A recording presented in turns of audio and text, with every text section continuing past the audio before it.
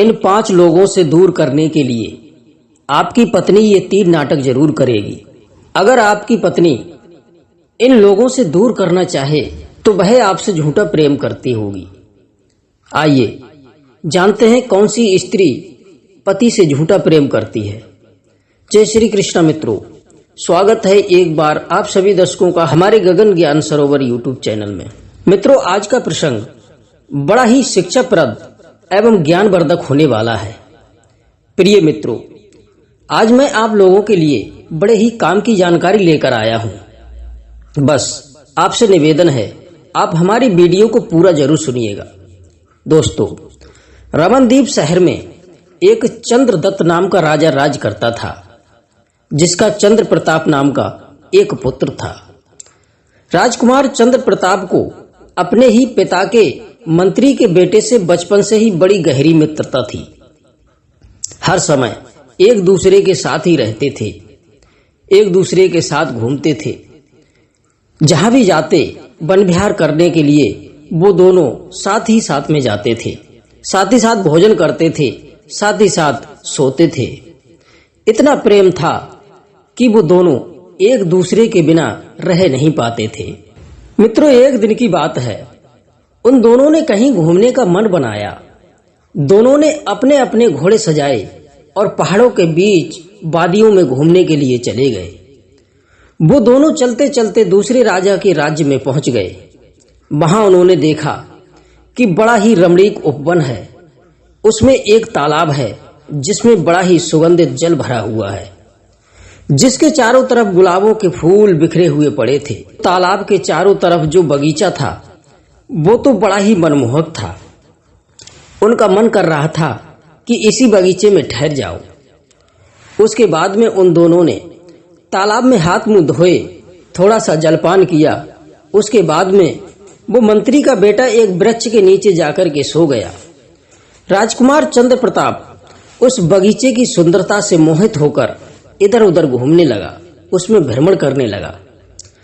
इतने में राजकुमार देखता है कि उसी बाग में एक सुंदर राजकुमारियों का झुंड आया। शायद वहां के राजा की कन्या और उसकी सहेलियां थीं, जो सरोवर में स्नान करने के लिए आई थी। उत्सव और सुंदर सहेलियों के बीच में एक बड़ी ही सुंदर राजकुमारी थी, जिस पर राजकुमार चंद्र प्रताप की नजर पड़ी तो वह उसे बस देखता ही रह गया। इतना मोहित हो गया, उसे ऐसा लगा मानो जैसे बिजली करंट मार गई हो। राजकुमार उसकी सूरत को देखकर मोहित हो चुका था। जब राजकुमारी ने एक नौजवान सुंदर राजकुमार के लिए देखा तो उसे वह टकटकी लगाकर देखती रह गई। वो भी उस सुंदर सजीले युवक की अदा की दीवानी हो गई थी। इतनी सहेलियों के बीच में उसे राजकुमार से बात करने का अवसर नहीं मिला, लेकिन उसने राजकुमार की तरफ देखते हुए एक इशारा जरूर किया था। उसने अपने गजरे से एक कमल का फूल निकाला और उसे कान से लगाया, दांतों से खुतरा, छाती से लगाकर, पैरों से कुचलकर और सखियों के साथ अपने नगर को लौट गई। लेकिन राजकुमार उस राजकुमारी के इशारे को समझ नहीं पाया। निराश होता हुआ अपने मित्र के पास चला आया, जो वृक्ष के नीचे गहरी निद्रा में सो रहा था। उसने अपने मित्र के लिए सभी बातें बताई कि हे मित्र, अभी अभी एक सुंदर राजकुमारी इस बाग में आई थी और वो राजकुमारी आज मुझे लूट करके चली गई। उसने कुछ इशारा भी किया था, लेकिन उसके इशारे के लिए मैं समझ नहीं पाया। साथ में अन्य सहेलियां होने के कारण मुझे बातचीत करने का भी मौका नहीं मिल पाया। मित्र, अब मैं उसके बिना नहीं रह सकूंगा। मित्र, यदि तुम मुझे जीवित देखना चाहते हो तो मुझे उस राजकुमारी से मिलवाने का कोई उपाय करो। लेकिन दोस्तों, वो राजकुमारी उस राजकुमार के लिए कुछ अपना अता पता बता करके तो गई नहीं थी। तब राजकुमार की ऐसी हालत देख करके मंत्री के बेटे ने पूछा कि हे मित्र, ये बताओ, उस राजकुमारी ने जाने से पहले तुम्हारी तरफ क्या इशारा किया था? तब राजकुमार कहता है कि हे मित्र, उसने अपने गजरा से एक कमल का फूल निकाला, उस फूल के लिए दांतों से खुतरा, सीने से लगाया और पैरों से कुतर कर चली गई। मंत्री का बेटा कहने लगा, मित्र, परेशान होने की कोई बात नहीं है। वो राजकन्या आपके लिए अपना पता दे चुकी है। पर मित्र आप उसे समझ नहीं पाए। उसने कमल का फूल गजरा से निकालकर कान से लगाया। इसका अर्थ है कि वह कमांड देश की रहने वाली है। उसने फूल के लिए दांतों से खुतरा। इसका अर्थ है कि वह फूल दंत राजा की कन्या है। उसने फूल सीने से लगाया। इसका अर्थ है उसने आपके लिए दिल में बिठा लिया है। वह भी आपसे प्रेम करने लगी है। कमल को पैरों से दबाने का अर्थ है उसका नाम पद्मिनी है। दोस्तों, अपने मित्र की बात सुनकर के राजकुमार चंद्र प्रताप बड़ा ही प्रसन्न हुआ। सोचने लगा अब तो उससे मिलकर ही रहूंगा। अब तो बस उसके राज्य में चलने की तैयारी करो। मित्र, मुझे उसके बिना एक एक पल बरसों जैसा लग रहा है। मित्रों, इस प्रकार से वे दोनों मित्र अपने अपने घोड़ों पर सवार होकर उस राजकुमारी पद्मिनी के शहर के लिए चल दिए। घूमते घूमते वे दोनों राजकुमारी पद्मिनी के शहर में पहुंच गए। उसी शहर में एक बुढ़िया द्वार पर बैठी हुई रस्सी बट रही थी। तब दोनों मित्रों ने उस बुढ़िया से कहा, माँ, हम सौदागर हैं, एक शहर से दूसरे शहर में व्यापार करते हैं। अब हम कुछ दिनों के लिए आपके घर पर ठहरने का ठिकाना चाहते हैं। बुढ़िया कहने लगी, बेटा, तुम अपना ही घर समझो। जितने दिन चाहो उतने दिन यहाँ आराम से रह सकते हो। घर आया हुआ मेहमान भगवान का रूप होता है। मित्रों, उन दोनों की सकल सूरत देख करके उस बुढ़िया के हृदय में ममता उमड़ आई और वे दोनों मित्र उस बुढ़िया के घर ठहर गए। तब राजकुमार ने उस बुढ़िया से पूछा कि हे मैया, तुम्हारे घर में तुम्हारे अलावा कौन कौन रहता है और तुम्हारी गुजर बसर कैसे चलती है? तुम इसके अलावा और क्या क्या काम करती हो? बुढ़िया कहने लगी, हे परदेशियों, मेरा एक बेटा है, यहाँ के राजा फूलदंत के यहाँ पर नौकरी करता है और मैं राजकुमारी पद्मिनी की धाई माँ हूँ। अत्यंत बूढ़ी हो जाने के कारण अब मैं अपने घर पर ही रहकर समय काटती हूँ। जब भी मुझे समय मिलता है तो मैं दिन में एक बार राजकुमारी से मिलने के लिए चली जाती हूँ। मेरे खाने पीने की व्यवस्था राजा साहब स्वयं कर देते हैं। दोस्तों, उस बुढ़िया की बात सुनकर उन दोनों मित्रों ने सलाह की कि हमें भगवान ने इस बुढ़िया के पास भेज करके एक सही स्थान पर भेजा है। यह बुढ़िया अब हमारे बहुत काम आएगी। जब ये बुढ़िया राजकुमारी से मिलने के लिए जाती है तो ये हमारा संदेशा अवश्य पहुंचाएगी और राजकुमारी का संदेशा हमारे पास आता रहेगा। यही बात विचार करके उन दोनों ने उस बुढ़िया के लिए एक सोने की और असरफियों से भरी हुई थैली दे दी और कहा, माँ, कल तुम जब राजकुमारी के पास में जाओ तो उससे कह देना कि जो राजकुमार तुम्हें बाग में मिला था वह तुम्हारे शहर में आ चुका है। अगले दिन बुढ़िया अपने काम से फ्री होकर राजकुमारी के महल में पहुंची तो राजकुमारी पद्मिनी के लिए राजकुमार के आने की खबर दी। मित्रों, हुआ क्या, जैसे ही उस बूढ़ी माँ ने ये खबर सुनाई, राजकुमारी ने एकदम गुस्से में आकर के हाथों में चंदन लगाकर उस बूढ़ी माँ के गाल पर जोर से तमाचा मार दिया और कहने लगी, मेरे घर से निकल जाओ। मित्रों, बूढ़ी माई अपने गाल को पकड़े हुए राजकुमार के और उसके मित्र के पास में लौट आई और राजकुमारी के इस व्यवहार के बारे में उन्हें आकर के समझाया। बुढ़िया की ऐसी बातें सुनकर के राजकुमार के लिए बड़ा ही अचरज हुआ। वह कहने लगा, मित्र, ऐसा लगता है जैसे राजकुमारी बड़ी ही उदंड है। ऐसा लगता है जैसे उसके माता पिता ने उसे संस्कार दिए ही नहीं है। हे मित्र, मुझसे बहुत बड़ी भूल हो गई जो मैं उस राजकुमारी के लिए दिल दे बैठा। राजकुमार को उदास देख करके मंत्री का बेटा समझाने लगा कि हे मित्र, तुम उदास मत हो। राजकुमारी ने ऐसा कोई काम नहीं किया है जिसे आप उसे उदंड कह सकते हो। ऐसा करके उसने तुम्हें एक संदेश भेजा है। उसने अपनी उंगलियों पर चंदन का लेप लगाकर बूढ़ी माँ के गालों पर मारा है। इसका ये संकेत है कि अभी 10 दिन चंद्रमा और निकलेगा, इसलिए मैं आपसे नहीं मिल पाऊंगी। जब कृष्ण पक्ष शुरू हो जाएगा मैं स्वयं ही आपसे आकर के मिलूंगी। यह सुनकर के राजकुमार की जान में जान आई और कहने लगा, मित्र, मैं तो घबरा ही गया था। दोस्तों, उन दोनों ने 10 दिनों तक ठहर कर अंधेरे पक्ष का इंतजार किया था। जब 10 दिन बीत गए तो राजकुमार ने धन की पोटली देकर बूढ़ी माँ को राजकुमारी के पास में भेजा। बूढ़ी माँ ने राजकुमार की उस राजकुमारी के लिए खबर पहुंचाई इस बार भी राजकुमारी ने लाल रंग में 3 उंगलियां भिगोकर उस बूढ़ी मां के मुंह पर मारी और राजकुमारी ने बुढ़िया को भगा दिया। उधर बुढ़िया ने आकर के राजकुमार से फिर से उसके व्यवहार के बारे में बताया।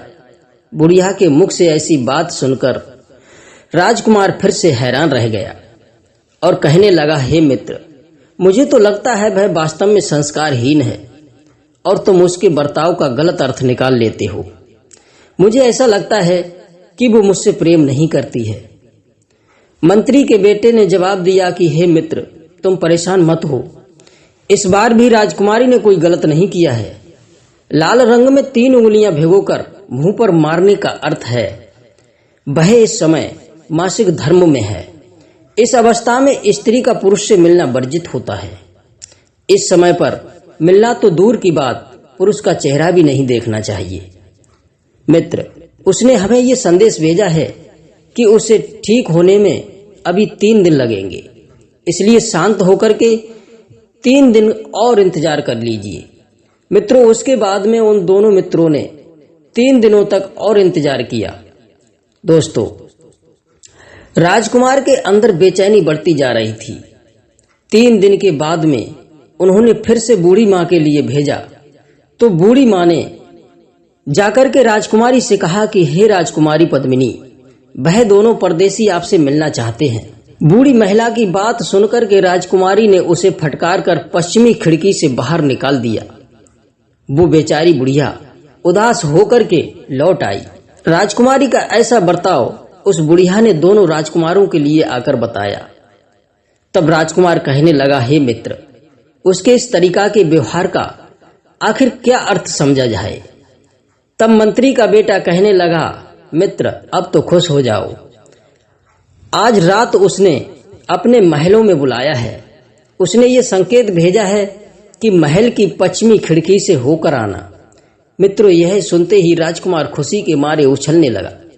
रात होने पर उसने बुढ़िया के वस्त्र पहने और अपने शस्त्र लेकर के महल की पश्चिमी खिड़की से राजकुमारी के महल में पहुंच गया। इधर राजकुमारी उसके स्वागत के लिए खिड़की पर तैयार खड़ी थी। जैसे ही वह पहुंचा तो उसका हाथ पकड़कर राजकुमारी अपने कक्ष में बुला ले गई। मित्रों, दिन निकलने पर राजकुमारी राजकुमार के लिए अपने शयन कक्ष में छुपा देती थी और रात्रि होने पर उसे निकाल लेती थी। उधर उसका मित्र उस बुढ़िया के घर पर अकेला ही था। इसी प्रकार से राजकुमारी के साथ रहते हुए राजकुमार के लिए कई दिन बीत गए। अचानक से राजकुमार के लिए अपने मित्र चित्रसेन की याद आई। मन में सोचने लगा, मुझे राजकुमारी से मिलाने वाला मेरा एक मित्र ही तो है और मैंने अपने सुखों के चक्कर में उसे अकेला छोड़ दिया है। मैं कितना बड़ा मतलबी हूँ, मुझे अभी उससे मिलना चाहिए। तब राजकुमार अपने मित्र से मिलने के लिए तड़पने लगा। राजकुमारी के लिए ये बात बिल्कुल पसंद नहीं आई। राजकुमारी नहीं चाहती थी कि राजकुमार मुझसे एक पल के लिए कहीं दूर जाए। राजकुमारी ने जब राजकुमार को उदास देखा तो पूछने लगी, वो इतने व्याकुल क्यों हो? जवाब दिया, प्रिय, मैं दुनिया में हर चीज के बिना रह लूंगा, मगर मैं अपने दोस्त के बिना नहीं रह सकता। वो मेरा बचपन का सखा है। हर सुख दुख की घड़ी में उसने मेरा साथ दिया है। भाई से भी बढ़कर वो मेरा ख्याल रखता है। मित्रों, राजकुमार का अपने मित्र के प्रति अटूट प्रेम देख करके राजकुमारी को कुछ पलों के लिए बड़ा ही बुरा लगा। सोचने लगी, इसका कमीना दोस्त हमारे प्रेम के बीच में रोड़ा बन जाएगा। अपने मित्र के रहते हुए राजकुमार पूरी तरीका से मेरा नहीं हो पाएगा। इस मित्र रूपी रोड़ा को खत्म कर देना चाहिए। यही सोच करके राजकुमारी मीठी मीठी बातें करते हुई बोली कि हे प्राणनाथ, यदि आप मित्र के लिए ज्यादा बेचैन हो तो लो, मैं तुम्हें अपने हाथों से भोजन बना करके देती हूँ। इस भोजन को ले जा करके अपने मित्र को बड़े प्यार से खिला देना और कहना, तुम्हारी भाभी ने बड़े प्यार से भोजन बनाकर भेजा है। मित्रों, राजकुमारी की ऐसी बातें सुनकर राजकुमार बड़ा ही प्रसन्न हुआ। इधर राजकुमारी पद्मिनी ने क्या किया, भोजन बनवाया और भोजन में जहर मिलवा दिया। इधर भोजन को दे करके उस राजकुमार के लिए वहां से भेज दिया। राजकुमार से कहा, हे प्राणनाथ, तुम भोजन कराकर अपने मित्र के पास से जल्दी ही लौट आना। मित्रों, राजकुमार के लिए नहीं पता था कि राजकुमारी ने इस भोजन में जहर मिला दिया है। वो खुशी खुशी भोजन लेकर के अपने मित्र के पास पहुंचा। काफी दिनों से वे दोनों एक दूसरे से बिल्कुल अलग थे, इसलिए वे एक दूसरे को देखकर बड़े खुश हुए। पहले तो एक दूसरे से गले मिले, उसके बाद वह दोनों बातचीत करने लगे। तब राजकुमार बोला, हे मित्र, मैंने राजकुमारी के लिए जब तुम्हारे बारे में बताया तो वह इस बात को सुनकर के बड़ी प्रसन्न हुई। उसने अपने हाथों से भोजन बना करके भेजा है, लो ये भोजन कर लो। प्रिय मित्रों, इधर मंत्री का बेटा जो था वो बड़ा ही चतुर स्वभाव का था, बहुत ही बुद्धिमान था। उसने भोजन करने से पहले पास में बैठे हुए कुत्ता के लिए थोड़ा सा भोजन डाल दिया। वो कुत्ता उस भोजन को खाते ही तुरंत ही मर गया। यह देख करके राजकुमार बड़े ही आश्चर्य में पड़ गया कि यह क्या हुआ। तब मंत्री का बेटा कहता है कि हे मित्र, राजकुमारी ने मुझे मारने के लिए ही ये भोजन भिजवाया था। इस भोजन को भिजवाने में उसका कोई प्यार नहीं था। तब राजकुमार पूछने लगा, हे मित्र, आखिर राजकुमारी ने ऐसा क्यों किया? तो मंत्री का बेटा ने जवाब दिया कि मित्र, उसके और तुम्हारे मिलन में रोड़ा बन चुका हूं। तुम रहे तो जरूर थे उसके पास में, पर तुम्हारा मन हर समय मुझसे मिलने के लिए बेचैन रहता था और राजकुमारी नहीं चाहती थी कि उसका प्यार बट जाए, इसलिए उसने मुझे मारने का प्रयास किया। यदि मैं मर जाऊंगा तो तुम पूरी तरीका से उसके होकर रहोगे। मित्रों, यह बात सुनते ही राजकुमार का खून खौलने लगा और कहने लगा कि हे मित्र, ऐसी दुष्ट स्त्री का प्रेम पाकर के मैं कभी जीवन में खुश नहीं रह पाऊंगा। इसका प्रेम तो बड़ा ही घातक है। यह तो मैंने कभी सोचा ही नहीं था। ऐसी स्त्री से तो भगवान ही बचाए। अब उसके पास में कभी नहीं जाऊंगा। मित्र, मैं आपके पास ही रहूंगा। मंत्री का बेटा बोला, नहीं मित्र, ऐसा मत कहो। जिसके लिए हमने कई दिनों से अपना घर बार छोड़कर रखा है, उसके बिना तो हम घर वापस लौट कर नहीं जा सकते। हम उसे अपने साथ लेकर के चलेंगे, लेकिन ब्याह कर नहीं, उसे उसकी करनी का दंड दे करके। आज रात्रि में तुम उसके पास ही जाओ और राजकुमारी जब सो जाए तो उसके बाद राजकुमारी की जांघ पर अपनी तलवार का निशान बनाकर और गहने लेकर वहां से चले आना। मित्र के समझाए अनुसार जब राजकुमारी सो गई तो उस राजकुमार ने राजकुमारी पद्मिनी की बाईं जांघ पर तलवार का निशान बनाया और गहने उठाकर वहां से चला आया। उधर मंत्री के बेटे ने जब योगी का भेष बनाया और मरघट में जाकर के बैठ गया। इधर राजकुमार को गहने बेचने के लिए बाजार में भेज दिया और कहा, यदि कोई तुम्हें पकड़ ले तो उससे कहना कि मेरे गुरु के पास चलो, तुम उसे लेकर मेरे पास चले आना।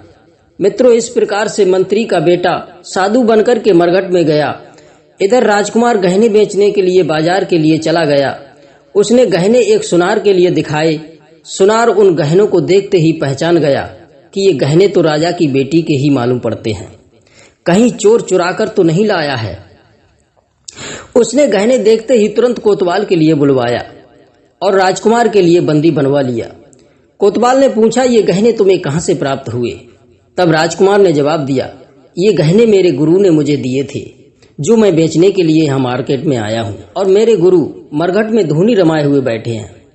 मित्रों, अब तो कोतवाल ने मंत्री के बेटे को भी पकड़वा लिया। उन दोनों के लिए राजा के सामने पेश किया गया। तब राजा ने पूछा कि हे योगी जी, इन गहनों को तुम कहां से लेकर आए? योगी के भेष में जो मंत्री का बेटा था कहने लगा, महाराज, मैं तो कई दिनों से मरघट में बैठा हुआ डाकनी की उपासना कर रहा था। वो कल मेरे पास में आई थी। मैंने उसके गहने उतार लिए और उसकी बाईं जांघ पर तलवार का निशान बना दिया। मित्रों, उन गहनों के लिए राजा तो पहचान चुका था, लेकिन ये गहने उसकी बेटी के ही हैं। उसे ये संदेह हुआ कि वह तुरंत ही अपने महलों में गया। उसने रानी से कहकर अपनी बेटी की जांच करवाई तो सच में उसकी बाईं जांघ पर तलवार का निशान बना हुआ था। यह सुनकर के राजा के लिए बड़ा ही दुख हुआ कि उसकी बेटी एक डाकनी है। वह चुपचाप भी योगी बाबा के पास आया और कहने लगा, हे महाराज, धर्मशास्त्रों में खोटी स्त्रियों के लिए क्या उपाय बताया गया है? योगी ने बताया कि हे महाराज, यदि आप अपने राज्य और अपनी कुशल चाहते हो तो अपनी बेटी के लिए देश निकाला दे दो, क्योंकि कहते हैं ब्राह्मण, स्त्री, गाय, झांसे में रहने वाले से चाहे कितना ही बड़ा अपराध हो जाए उसे मृत्यु दंड नहीं देना चाहिए। इसलिए अच्छा तो यह है कि आप अपनी पुत्री के लिए देश निकाला दे दीजिए। अगर आपने ऐसा नहीं किया तो तुम्हारा सर्वनाश हो जाएगा। मित्रों, घबराते हुए राजा ने अपनी बेटी के लिए डोली में बिठाकर उसी दिन जंगल में छुड़वा दिया। राजकुमार और मंत्री का बेटा तो इसी मौके की तलाश में थे। वे जंगल में राजकुमारी के पास गए और उसे अपने साथ लेकर अपने नगर में लौट गए और बड़े आनंद के साथ में रहने लगे। राजकुमार ने कहा, हे प्रिय, तुमने मेरे मित्र के लिए मेरे हाथों से ही मरवाना चाहा। हमने तुम्हारी करनी का दंड तुम्हें दिया है।